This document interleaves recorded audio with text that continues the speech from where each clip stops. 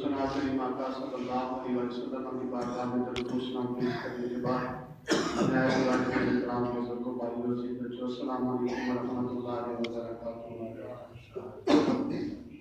الحمدللہ اللہ کریم کے کرم اور اس کے محبوب کریم صلی اللہ علیہ وسلم آپ کی نظر کرم سے آج ہم دوسرے پارے کی تفسیر شروع کر رہے ہیں۔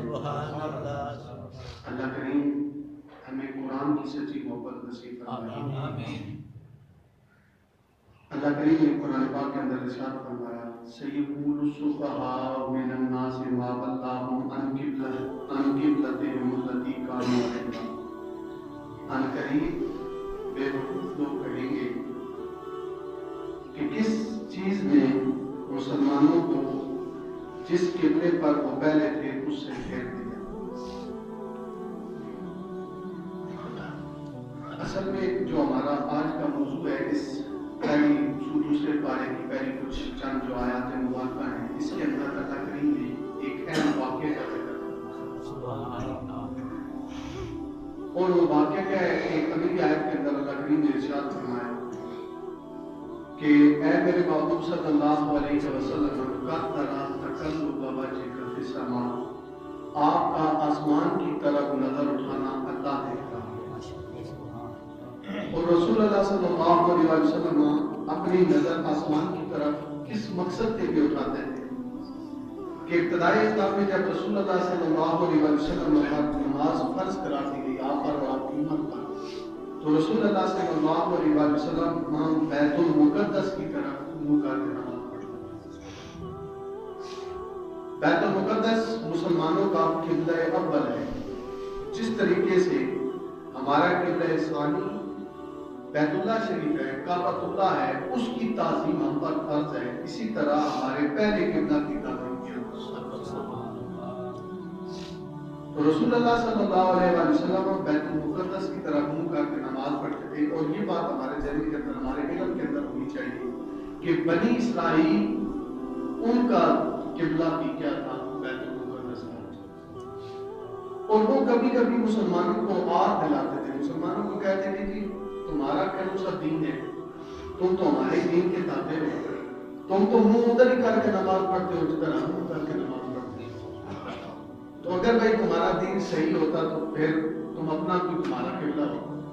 یہ بات بھی وہ یہودی رسول اللہ صلی اللہ علیہ وسلم کے غلاموں سے کہتے تھے۔ اور حضور نبی پاک صلی اللہ علیہ وسلم آپ کی خواہش کیا تھی کہ میرے جد امجد حضرت ابراہیم خلیل اللہ نے اس گھر کی تعمیر فرمائی ہے، تو دل میں یہ خواہش ہوتی تھی اور نظر آسمان کی طرف ہوتی تھی کہ مالک تو ہمارا قبلہ بیت اللہ شریف کو بنا۔ تو اللہ کریم نے پھر قرآن کے اندر ارشاد فرمایا کہ میرے محبوب آپ کی نظر کا آسمان کی طرف اٹھنا جس مقصد کے لیے اٹھ رہی ہے، نظر اٹھتی ہے، رب جانتا ہے کس مقصد کے لیے اٹھ رہی ہے۔ تو پھر اللہ کریم کے حکم سے پھر رسول اللہ صلی اللہ علیہ وسلم آپ نماز پڑھ رہے ہیں۔ یہ ذکر کر دو کہ ترجمہ کے انسان کو باقی کر رہے ہیں۔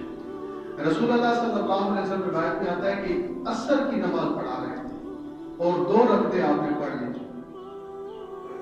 اللہ کریم نے جبریل امین کو حکم ارشاد فرمایا کہ میرے جبریل جاؤ میرے محبوب صلی اللہ علیہ وسلم سے حکم فرماؤ، آپ کا رب کہہ رہا ہے کہ جدھر آپ کا جی چاہتا تھا، جو قبلہ آپ بنانا چاہتے تھے، آپ کا رب فرماتا ہے ادھر منہ کر کے نماز۔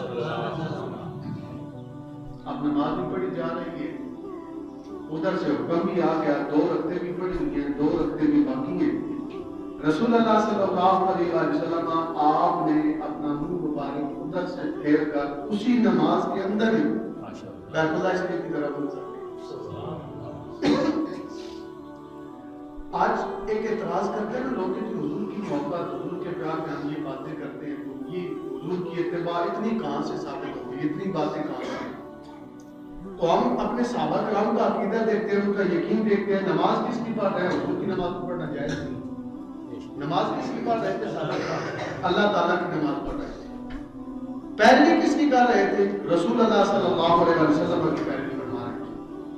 جب رسول اللہ صلی اللہ علیہ وسلم نے اپنا منہ بیت المقدس کو چھوڑ کر بیت اللہ شریف کی طرف کیا اور سمت ہی مختلف تھی، تو تمام صحابہ حضور نبی پاک صلی اللہ علیہ وسلم کے پیچھے اسی طرح ہو گئے۔ ہمارے نبی نے جدھر منہ کر لیا ہمارا منہ کر لیا. کیونکہ صحابہ کا عقیدہ تھا, صحابہ کرام رضوان اللہ تعالی علیہ اجمعین کا یقین تھا کہ ہمارے نبی جو کچھ بھی کرتے ہیں وہ رب کے حکم سے کرتے ہیں, اور ہمارے لیے کامیابی کیا ہے, ہم رسول اللہ صلی اللہ علیہ وسلم کی زندگی کا مطالعہ کرتے ہیں, اس کے مطابق اپنا عمل کرتے. تو صحابہ کرام کا طرز عمل وہی ہوتا تھا, وہی طرز عمل اختیار کرنے کی کوشش کرتے تھے, وہی کام کرنے کی کوشش کرتے تھے جو اللہ کے رسول کرتے تھے. تو جو حضور پاک صلی اللہ علیہ وسلم نے منہ موڑا, صحابہ کرام نے بھی پیچھے سے منہ موڑا.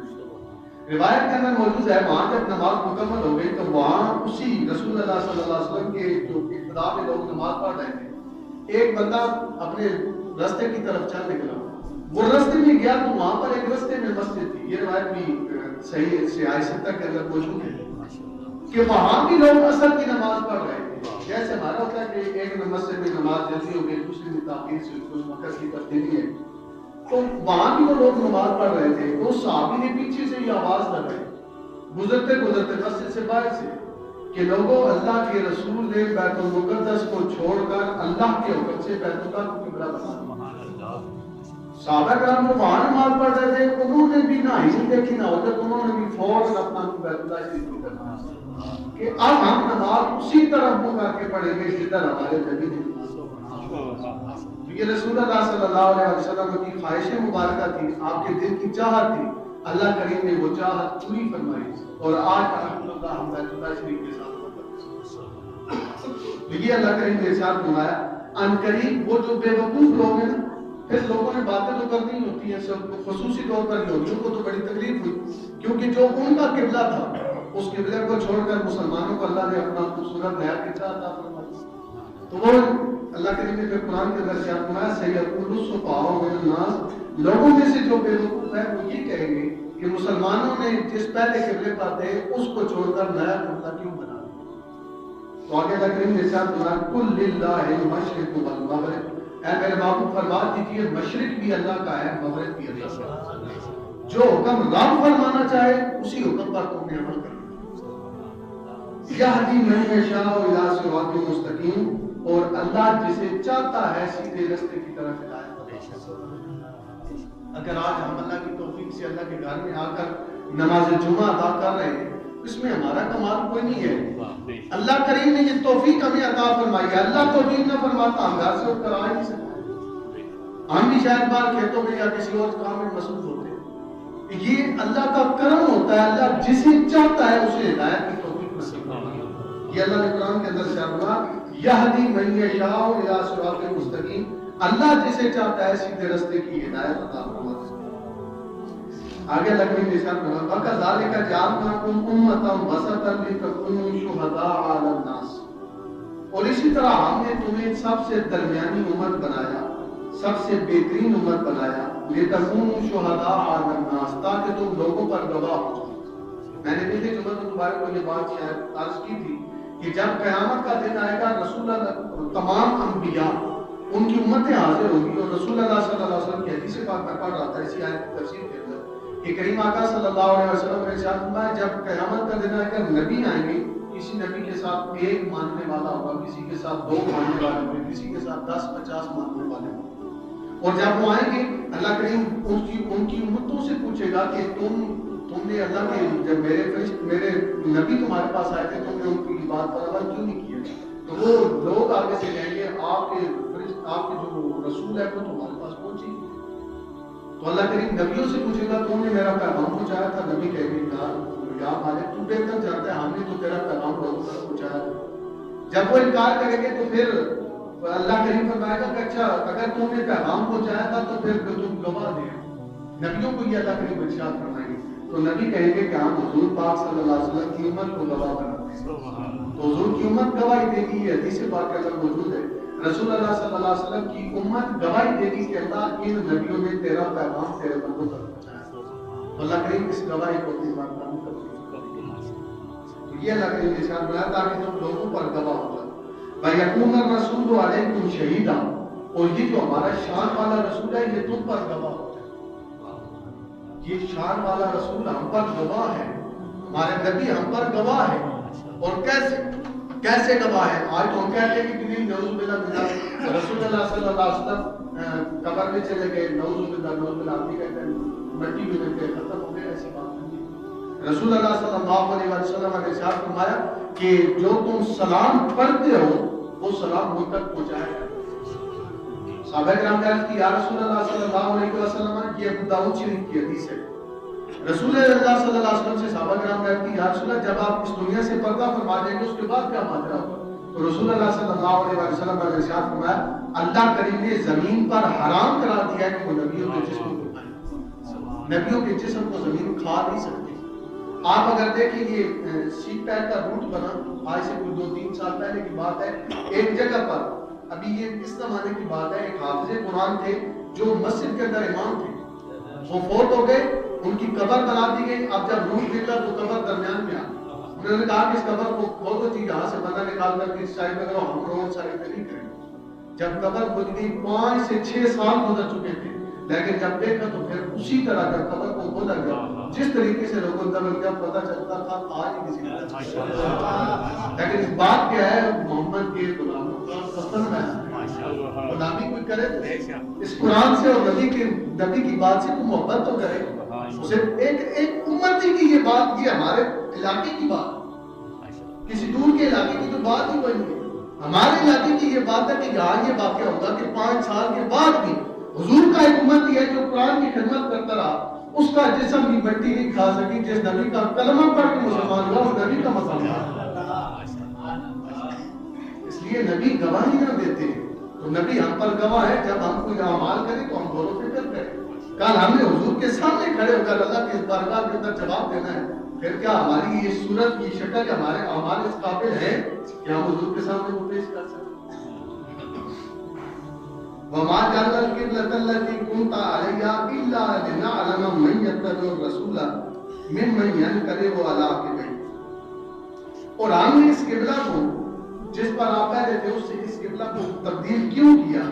اس لیے کہ تاکہ ہم آزمائش کر لیں، ہم یہ بتا دیں کہ کون رسول کی پیروی کرتا ہے اور کون الٹے قدموں پر پھر جاتا ہے۔ پتہ چل جانا تھا کہ جس نے حضور کے حکم پر رسول اللہ صلی اللہ علیہ وسلم نے جس طرح منہ کیا اسی کی طرح منہ کر لیا، پتہ چل گیا یہ حضور کے ساتھ محبت کرنے والا، یہ حضور کے دین کی پیروی کرنے والا۔ اور جس نے روگردانی کی، جس نے منہ پھیرا کہ نہیں جی پہلے ہم وہاں نماز پڑھتے تھے، آپ ادھر منہ کر کے نماز کیوں پڑھیں، بس اللہ نے اسے محدود کر دیا، کیونکہ اصل میں دین اتباع رسول کا نام ہے، حضور کے نبی کریم صلی اللہ علیہ وسلم کی پیروی کا نام ہی تو دین ہے، اس کے علاوہ اور بات بچتی کوئی نہیں، کیونکہ یہ قرآن اللہ کریم نے ہماری ہدایت کے لیے نازل کیا۔ اس قرآن کی عملی تصویر اگر آپ نے دیکھنی ہو تو حضور صلی اللہ علیہ وسلم کی سیرت ہمارے پاس ہے۔ جس قرآن کی آیت کا مفہوم سمجھ نہیں آتا، آپ رسول اللہ کی حدیث سمجھ لیں، رسول اللہ کا کردار دیکھیں، پتہ چل جائے گا اس آیت کا مفہوم کیا اللہ کا۔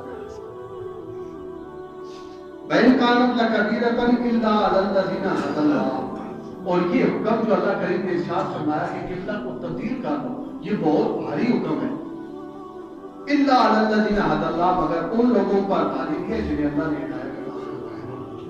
آپ ہم ادھر منہ کر کے نماز پڑھ رہے ہیں، ہمیں حکم دیا جائے کہ نہیں تو ادھر منہ کر کے نماز پڑھ، تو ہم میں سے آپ نہ سوچیں کہ نہیں جی ہم نے سارے دور کی ادھر منہ کر کے نماز پڑھی، آپ ادھر منہ کر کیوں کریں؟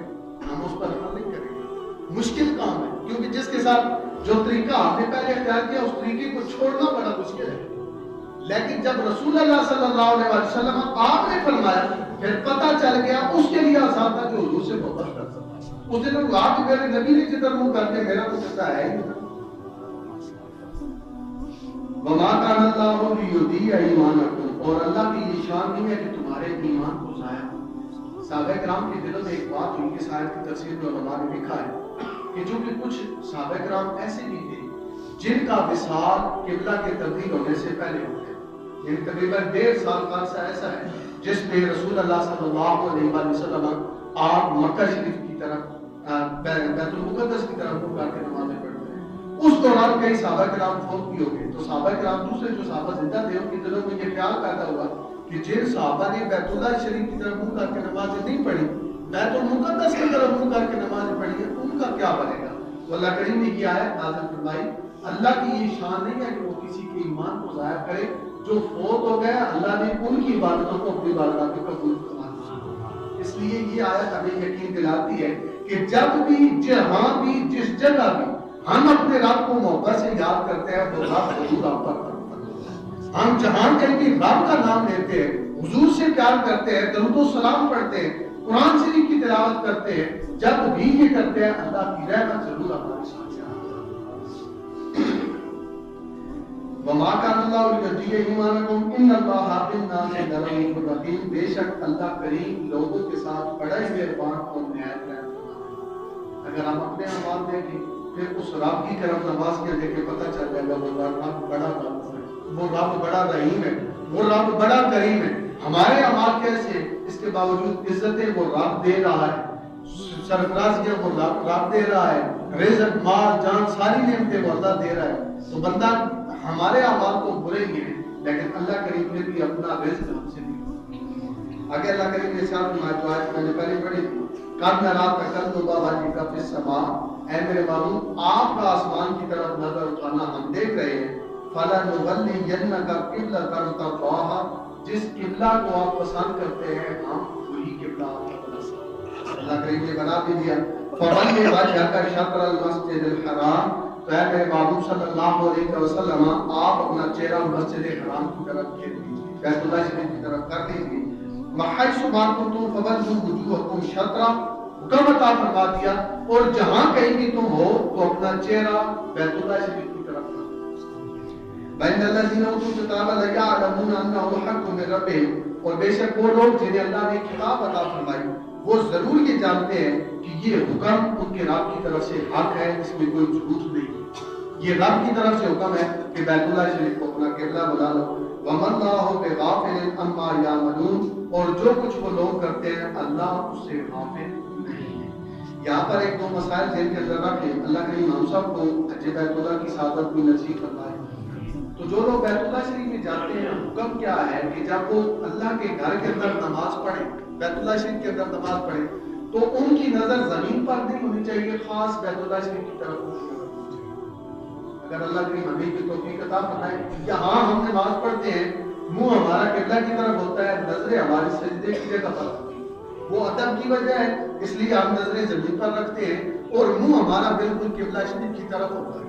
یہ اللہ کریم نے حکم فرمایا، مسلمانوں جہاں کہیں بھی ہو، مشرق میں ہو، مغرب میں ہو، جدھر بھی ہو، جب نماز پڑھنی ہو تو پھر کیا کرو، اللہ رب العزت کے اس پاک گھر کی طرف بیت اللہ شریف کی بڑی عظمت، بڑی حرمت ہے، لیکن رسول اللہ صلی اللہ علیہ وسلم کی ایک حدیث یاد رکھیں، ہمارے دنوں میں قبلہ شریف کا بڑا احترام، بڑا وہ کیا وجہ ہے، ہمارے بزرگوں نے بیت اللہ کا احترام کیا، ہمارے بزرگ بیت اللہ شریف کی شانیں بیان کرتے رہے کہ جی یہ بیت اللہ شریف کی اتنی عزت ہے کہ یہ وہ مبارک گھر ہے جو حضرت ابراہیم علیہ السلام نے بنایا، پھر ہمارے نبی صلی اللہ علیہ وسلم آپ بھی بیت اللہ شریف کے اندر نماز پڑھتے رہے، یہ بڑی شان ہے۔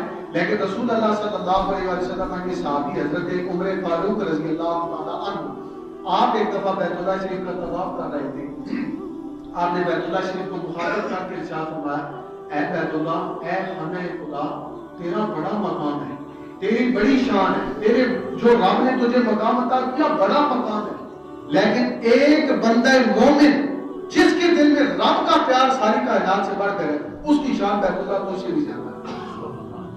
یہ حضرت عمر فاروق فرما رہے ہیں جن کی زبان پر ہمیشہ حق بولتا ہے، ایک بندہ مومن جس کے دل میں اللہ اور اس کے رسول کی محبت ہو، اس کی شان حضرت عمر فاروق فرماتے ہیں بیت اللہ سے بھی بڑھ کر ہے۔ یہ اللہ کے نیک بندوں کا مقام ہے۔ یہ آیت، یہ حدیث ذکر کرنے کا مقصد کیا ہے کہ ہم بھی کوشش کریں اپنے آپ کو نیک بنانے کی، نیک نظر آنے کی نہیں۔ دو چیزیں، ایک ہوتا ہے نیک نظر آنا، ایک ہوتا ہے نیک بننا۔ ہم کوشش کریں اپنے آپ کو نیک بنائیں، یہ نہیں کہ لوگوں کے سامنے تو ہمارا کوئی اور چہرہ ہو، لیکن جب ہم تنہائی کے اندر ہو، جب ہمیں گناہ کا موقع ملے پھر ہمارا چہرہ تبدیل ہو جائے۔ یہ معاملات نہیں، نیک نظر آنا نہ پسند کرنا، نیک بننا پسند کریں، اپنے آپ کو نیکی کی طرف، نیکی کے کاموں میں راغب کریں اور معاشرے کے لیے اچھے اخلاق بنیں۔ اب دیکھیں ایک اور بات یہ ذہن کے اندر ہے کہ 3-4 دن پہلے مشہور نعت خوان تھے خالد حسنین خالد صاحب، ان کا وصال ہوا، اللہ کریم ان کی قبر کی مدد آسان فرمائے، ان کے درجات میں بلند فرمائے۔ یہ وہ عظیم شخصیت ہے، الحمدللہ ہمیں بہت سی نسبتیں ان کے ساتھ ہیں، اب بات ذہن کے اندر رکھیے گا کہ نہ کوئی ہمارا ان سے خونی رشتہ ہے، نہ کوئی لین دین ہے، آپ کا بھی نہیں ہے، میرا بھی نہیں ہے، لیکن کچھ رشتے ایسے ہوتے ہیں جو خون سے بڑھ کر، انہوں نے ہمیں نہیں یا کسی بندے نے نہیں ہمیں کہا کہ ان کا ذکر آپ نے کرنا، ہم کیوں کر رہے ہیں؟ کیونکہ انہوں نے ساری زندگی حضور نبی پاک صلی اللہ علیہ وسلم کی نام پڑھی، حضور کی محبت انہوں نے لوگوں کو عطا کی۔ اسی مسجد کے اندر بھی غالب ہوئے ایک دفعہ تشریف لائے، تو ہم ان کا ذکر خیر کر رہے ہیں، کس وجہ سے کر رہے ہیں؟ کہ ان کی نسبت اللہ کریم کے محبوب کے ساتھ، وہی نسبت ہمیں بھی اپنے نبی کے ساتھ ہے، اس نسبت میں ہمیں جیسے الحمد، اور ہمیں تو ایک اور ان کے ساتھ نسبت بھی حاصل ہے کہ وہ حضور جعلومت پیر کرم شاہ رحمۃ اللہ علیہ آپ کے مرید تھے، اور آپ کا جنازہ بھی خالد حسین خالد صاحب کا جنازہ بھی پیر امین المسناد شاہ صاحب جو ڈیرہ شریف کے پیر ہیں جہاں ہم نے پڑھا ہے الحمدللہ، وہاں ان بزرگوں نے آپ کا جنازہ پڑھا۔